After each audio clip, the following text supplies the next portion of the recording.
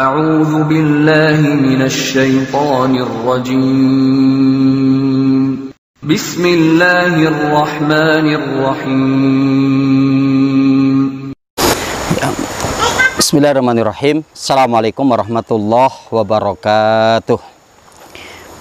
Alhamdulillahilladzi hadana lihadza wa ma kunna linahtadiya laula an hadanallah. Walhamdulillahi rabbil alamin wa bihi nasta'inu ala umuri dunya waddin. Wassalatu wassalam ala asyrafil anbiya'i wal mursalin wa ala alihi wa ashabihi wa man tabi'ahum bi ihsanin ila yaumiddin. Yaqulullahu ta'ala, ya ayuhan nas ittaqu rabbakumul ladzi khalaqakum min nafsin wahidah wa khalaqa minha zawjaha wa batha minhuma rijalan katsiran wa nisaa'a wattaqullaha alladzi tasaaluna bihi wal arham innallaha kana 'alaikum raqiba. Faqala Rasul sallallahu alaihi wasallam, wa may yuridillahu bihi khairan yufaqihu fid din. Masyaallah muslimin, Bapak Ibu hadirin sahabat Markas Dakwah rahimakumullah. Alhamdulillah, bersyukur kita kepada Allah Subhanahu wa taala di kesempatan kajian di kesempatan ini Allah mudahkan kita untuk bermuajahah kembali, untuk saling bertegur sapa ya, di atas jalan dakwah, jalan Islam. Mudah-mudahan dari apa yang kita upayakan sebagai amal soleh memberikan keberkahan, kemanfaatan ketika kita di dunia, terutama untuk diri saya pribadi dan kepada para kaum muslimin muslimat sekalian. Begitu juga mudah-mudahan menjadi ya pundi-pundi amal kebaikan yang nanti akan menjadi penolong kita di negeri akhirat kita. Salawat bering salam semoga tercurah atas Nabi kita Muhammad Sallallahu Alaihi Wasallam, pada keluarga beliau, para sahabatnya, tabi'in, tabi'ut tabi'in, dan orang senantiasa komitmen dalam menjalankan sunnah beliau sampai datangnya hari kiamat kelak. Allahumma la sahla illa ma ja'altahu sahla wa anta taj'alul hazna idza syi'ta sahla. Kaum muslimin dan muslimat, Bapak Ibu, sahabat Markas Dakwah rahimakumullah, di majelis yang mulia ini kita akan coba untuk mengkaji terkait dengan, kita akan melihat kisah dan mempelajari, mengambil pelajaran dari kisah yang disebutkan oleh Allah dalam surat An-Nahl di ayat yang ke-92 kaitan dengan wanita pemintal benang. Ya. Kita mendapati di mana Allah Subhanahu wa taala berfirman, a'udzubillahi minasyaitonirrajim, wala takunu kallati naqadat ya azlaha mim ba'di quwwatin ankatha. Wala takunu, dan janganlah kalian menjadi seperti apa? Kallati naqadat azlaha. Ya, seperti seorang yang menguraikan pintalan benangnya yang sudah dalam kondisi baik, sudah dalam kondisi kuat, mimba dikuatin ankatha. Jadi setelah dalam kondisi ya di mana pemintalan itu kuat, kemudian rapi dan bagus, yang kemudian apa? Dicerai-beraikan kembali atau diuraikan kembali, dirusak kembali. Ya. Nah, ini masyarakat muslimin sahabat Markas Dakwah rahimakumullah. Nanti kalau kita akan mengkaji daripada ayat ini, kita mendapati satu kisah ya yang terjadi di negeri Arab pada waktu itu ya. Adanya seorang wanita ya, dia termasuk dari keluarga terpandang ya. Sebagian riwayat mengatakan dari suku ya Al-Makhzumiyah atau Al-Makhzum. Ya, wanita ini, keluarga ini gitu ya, memiliki orang tua yang terpandang kaya begitu. Nah, tapi di mana seorang wanita ini ya di kehidupan mudanya ya, ketika umur sudah beranjak 20 tahun ya, kemudian terus berlalu 30 tahun, belum adanya juga laki-laki yang untuk meminang dia ya, melamarnya, padahal termasuk orang tuanya sudah berjanji jika dia nanti menikah, ada yang melamar dan kemudian menikah, dia akan memberikan sesembahan kepada para berhala, menyembelih untuk para berhala yang dimiliki sebagai satu bentuk syukur. Ya. Terus berlalu ya dari tahun ke tahun sampai akhirnya kemudian ya di mana ya akhirnya kemudian mereka datang ke orang pintar atau ahlun nujum untuk menanyakan tentang anaknya, kapan jodoh itu akan datang. Kata ahlun nujumnya, ya nanti purnama depan akan hadir laki-laki akan meminang dia. Terus ditunggu dari satu purnama ke purnama berikutnya, nggak ada yang untuk melamar dia. Sampai akhirnya ada dari keluarganya, dari Bani Tamim, yang mereka datang ke rumahnya dan sambil membawa seorang pemuda. Ya menikahlah mereka. Ya, menikahlah mereka. Tapi terpaut umur yang begitu jauh. Perempuannya ini sudah dalam kondisi usia sudah agak tua. Ya, laki-lakinya masih sangat muda begitu. Nah, ternyata di usia yang belum lama dari pernikahannya, suaminya yang laki ini minta izin untuk pergi berdagang ke Syam. Yang singkatnya minta modal begitu kan. Ya, diberilah karena kecintaannya perempuan tersebut kepada laki-laki itu, diberikanlah modal yang banyak. Ya, untuk kemudian pergi ke Syam untuk berdagang. Ternyata ditunggu dari sekian hari, sekian bulan, kok suaminya tidak pulang. Setelah kemudian dicek, ternyata dia nggak berdagang, ternyata perginya. Ya, setelah dicek ke kampung halamannya, ternyata dia ada di sana. Ya, pulang kampung dia, ternyata disusul dan ya dimana dia tidak mau dengan perempuan itu lagi dan dia memang sengaja menikahi dia untuk mengambil hartanya. Masya Allah, sehingga perempuan tersebut sakit hati dan ditambah lagi kondisi orang tuanya sudah meninggal, artinya seperti itu. Dia tinggal sendiri artinya. Ya, nah ini kondisional yang seperti ini, ya. Yang kemudian dia pulang dan dia berharap bahwa nanti laki-laki itu bisa kembali lagi kepada dia.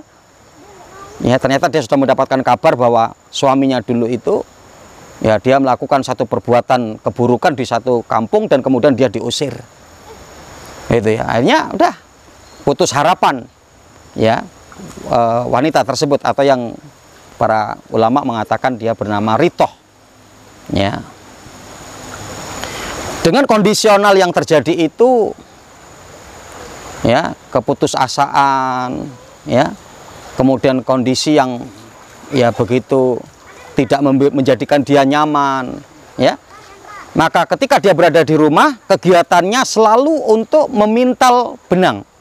Di pagi hari dia memintal benang, nanti kemudian sore harinya dia rusak pintalan itu kembali dan dilakukan terus begitu setiap harinya sampai meninggalnya.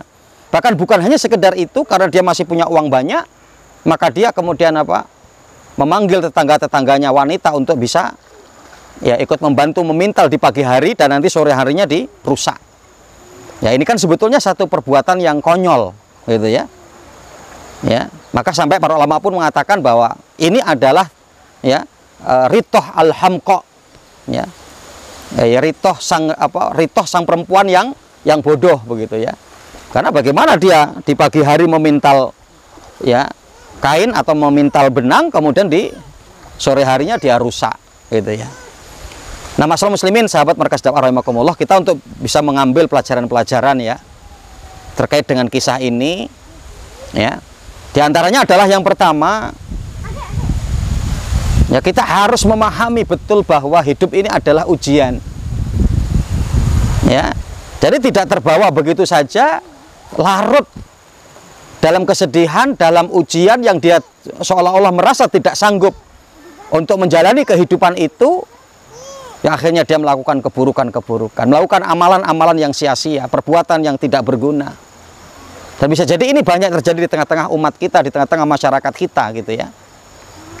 Yang sudah dalam kondisi kehidupannya yang mungkin kacau, kehidupannya yang dianggap mungkin kurang beruntung, maka dia justru semakin terjerumus kepada keburukan-keburukan. Nah, ini sebagaimana yang dilakukan oleh Ritoh, oleh Ritoh, ya.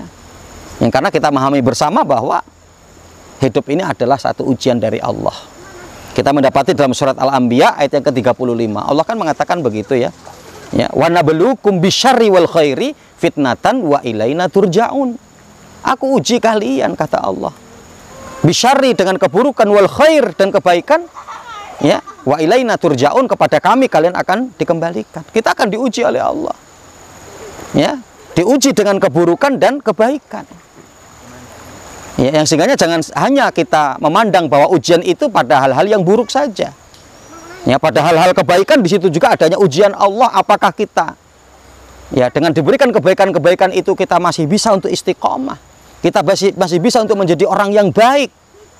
Ataukah dengan ketika diberikan kemudahan atau kebaikan itu justru kita menjadi orang yang ingkar kepada Allah, orang yang berpaling dari Allah? Yang karenanya hidup adalah merupakan ujian. Ya. Dan itu nanti untuk mengetahui dan lain juga adalah kita mendapati nanti dalam surah Al-Ankabut ayat yang ke-1 sampai ayat yang ke-3. Allah ingin mengetes dengan ujian yang ada dari ujian kehidupan ini, kita masih tetap di atas keimanan kita atau justru kita berpaling dari Allah, yang menunjukkan berarti keimanan kita masih lemah. Allah Subhanahu wa taala mengatakan alif lam mim ahasiban nas ayyaqulu amanna wa hum la yuftanun. Walaqad fatana alladziina min qablihim faliya'lamanallahu alladziina shadaku waliya'lamanal kadzibin. Alif lam mim. Apakah manusia mengira bahwa mereka setelah mengatakan beriman kemudian dibiarkan begitu saja? Ya. Apa tapi kata Allah, dan sungguh kami telah menguji orang-orang sebelum mereka untuk mengetahui siapa di antara mereka yang keimanannya betul-betul jujur kepada Allah, dan siapa di antara mereka keimanannya yang hanya, ya, dusta saja atau imannya hanya lemah saja. Ya. Nah, ini karena kita melihat sebagaimana kisah Ritoh tadi. Ya. Ketika dia dalam kehidupan keluarga yang terpandang, orang tuanya masih ada, harta melimpah, ya, enjoy saja dia untuk menjalani hidup. Tapi ketika diberikan ujian seperti itu dengan menikah dengan seorang pemuda yang kemudian pemuda itu meninggalkannya, ya, nah kemudian menjadikan goyang. Nah, maka disinilah akan diukur, ya, sejauh mana keimanannya, ya, sejauh mana kesungguhannya, sejauh mana komitmen dia di atas kebenaran, di atas kebaikannya, gitu ya. Yang sehingganya jangan sampai kita seperti Ritoh yang dikisahkan dalam ayat ini. Kemudian yang kedua, pelajarannya adalah pentingnya menjaga amal. Ya, bagaimana kita mendapati Ritoh di pagi hari dia memintal benangnya itu, menyusun dengan rapi, menyusun dengan bagus, menyusun dengan baik, dengan kuat, dengan indah. Ya, tapi di mana apa? Ternyata ketika di sore harinya dia merusaknya. Amalan yang sia-sia, perbuatan yang sia-sia. Memberikan satu pelajaran kepada kita, jangan sampai kita ini sedikit demi sedikit mengumpulkan amal yang kemudian amal kita akan hangus, amal kita akan rusak, amal kita akan menjadi sia-sia, kita tidak memperoleh daripada balasan nanti di sisi Allah dari amal kita, karena kita melakukan daripada perbuatan-perbuatan yang dapat menghapuskan dari amal kita. Ya, minimal para ulama menyebutkan ada 4 hal penghapus dari amal kita. Yang pertama adalah riya. Ya, dimana ketika kita beramal ingin dilihat orang lain, mendapatkan pujian orang lain, mendapat sanjungan orang lain, maka meskipun kita telah beramal soleh, tapi karena kita ingin mendapatkan itu semua, maka kita tidak mendapatkan pahala di sisi Allah. Kemudian yang kedua adalah syirik. Ya, ketika kita terjerumus kepada kesyirikan, mensekutukan Allah, maka ini harus betul-betul kita tinggalkan. Ya, jauhkan diri kita dari segala macam bentuk kesyirikan. Allah menyebutkan dalam surah Az-Zumar ayat yang ke-65, la in asyrakta la yahbatanna amaluka wa la takunanna minal khasirin. Kalaulah kalian terjerumus kepada kesyirikan kepada Allah, la in asyrakta la yahbatanna, amal kalian sungguh akan betul-betul dihapuskan, wa la takunanna minal khasirin, dan kalian akan betul-betul menjadi orang yang merugi. Maka kesyirikan itu dapat menghapuskan daripada amal kita. Kemudian yang ketiga adalah maksiat. Kemaksiatan kita kepada Allah. Ya, kemaksiatan kita kepada Allah yang kita lakukan terus-menerus, apalagi kepada dosa-dosa besar, maka itu dapat menghapuskan dari amal kebajikan kita. Dan yang keempat adalah kebid'ahan. Ya. Ketika kita melakukan suatu amalan yang tidak disunahkan oleh Rasulullah, maka amal tersebut akan menjadi musnah amalan tersebut akan menjadi sia-sia. Ya, man amila amalan laisa alaihi amruna fahuwa raddun. Barang siapa melakukan suatu amalan yang tidak ada contohnya dari kami, kata Rasulullah, maka amal itu hanya akan tertolak begitu saja.